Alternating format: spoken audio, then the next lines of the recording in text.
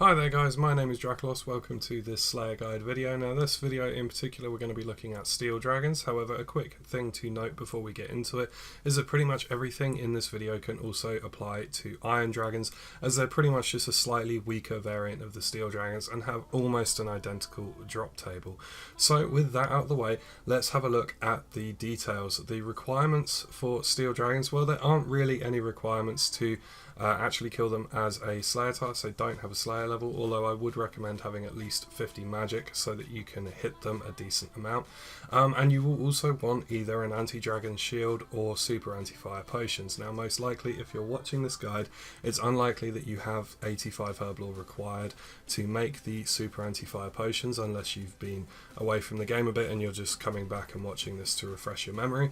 So for most of you watching, that is going to be the anti-dragon shield. You get this from the Dragon Slayer quest, which by the time you're being assigned these as Slayer tasks you will have most likely completed anyway. The next thing to look at is their weaknesses. These are water spells and Dragonbane ammo. Now again, as far as Dragonbane goes, you need to have done Ritual of the Majrat, so it's unlikely if you're killing these as a Slayer task that you're going to be using Dragonbane ammo, and even if you do, you probably stick to the water spells anyway because they're really weak to them. So with that out of the way, let's just have a quick look at the loot. Now, as far as Ironmen like myself are concerned, important loot right off the bat is the Dragon Bones for the prayer XP and the Runite limbs for making rune crossbows if you haven't already got some. Beyond that, pretty much everything else is a high alch loot. Rune full helms, rune bars, rune maces, they can all be alched for a decent amount of money, or if you're not on Ironman and you want to keep them and sell them for a little bit more money, that also works too. Then you've got the rare Dragon Plate legs and Dragon Plate skirt. You've got your clue scrolls and the super rare Draconic Visage used for making the Dragonfire shield.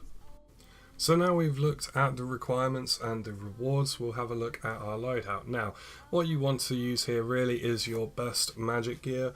I'm using my Lunar gear, my Hex Crest, my Berserker Ring, and anti-dragon shield with a mystic wand, and I have water spell runes in my inventory as well as food. I'm using Desert Soul in this case, and I also have my high alchemy runes for casting high alchemy on all the rune drops that we're going to get on the task. Now as far as this task goes, realistically you want to have, I would say, at least Batwing, preferably Mystic, and then anything above that should be fine. Like I say, I'm using Lunar and I do absolutely fine in that, but realistically much lower than Mystic and you may find you end up taking quite a bit of damage.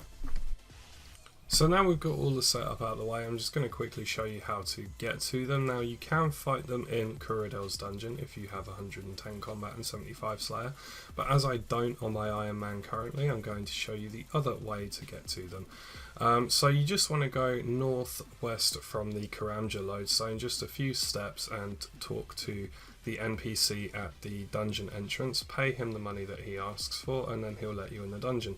Once you go in the dungeon, you want to run to the west through the vines and then take the northwestern path till you get to the stepping stones, at which point you will cross them. Then you want to run south past the moss giants and the fire giants, and then run east, chopping the two sets of vines as you get to them. Once you hit the Black Demons room, you want to just head south and you'll be in the Steel and Iron Dragons dungeon room. So now that we've arrived in the room with the Steel and Iron Dragons, I'm just going to do a couple of kills on video so you can see the sort of damage you can expect to put out with the gear that I've got.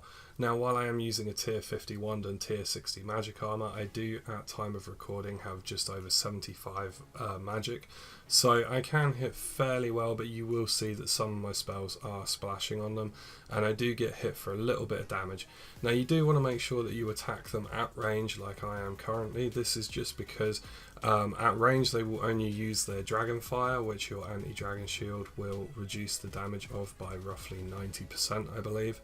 Whereas if you attack them in melee range, they can then hit you with melee as well, and they can hit pretty hard if you've got a lower defense level, so just be aware of that.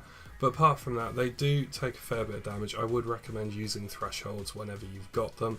If you have the Sunshine ultimate ability, then I would also recommend using that. However, I've not unlocked it yet on my Iron Man, so I can't show that in the video.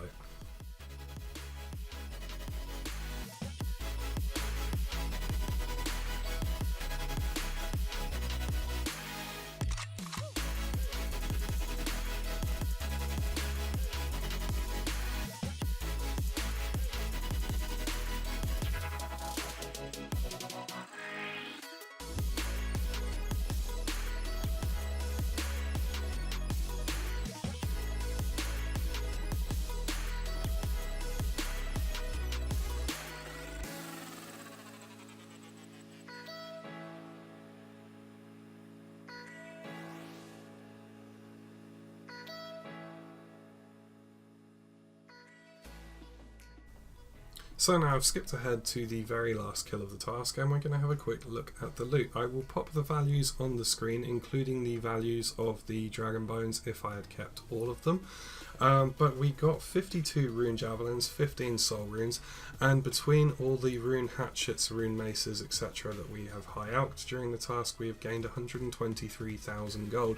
So all in all, we've gained roughly 140,000 gold, and we could have potentially gained a lot more had we been able to collect and sell the dragon bones. So all in all, these are a pretty decent task. If you're a high level, you will breeze through them really quickly, and if you're a low level, you will get a decent amount of XP and make a decent little bit of money while you're doing them. So realistically, regardless of level, regardless of equipment, I recommend just doing these, not skipping them. It'd be a waste of Slayer points. But with that, thank you for watching the video.